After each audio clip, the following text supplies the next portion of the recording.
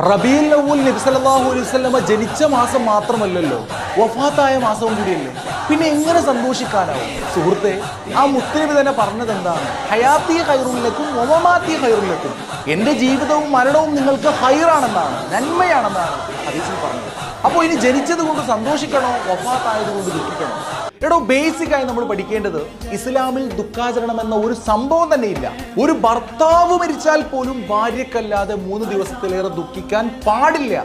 ഒരാൾ മരിച്ചതിൽ അട്ടഹസിക്കുന്നതും വെപ്രാളം പ്രകടിക്കുന്നതും ഇസ്ലാമിൽ തനിച്ച ഹറാമാണെന്ന് ഹദീസിൽ കാണാം.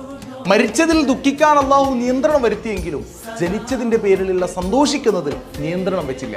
എന്തിന്?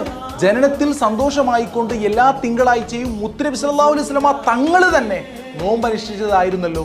റബീഉൽ അവ്വലിൽ സന്തോഷിക്കുന്നത് നബിയുടെ ജനനത്തിന്റെ പേരിലാണ്, അല്ലാതെ വഫാത്തിന്റെ പേരിലല്ല.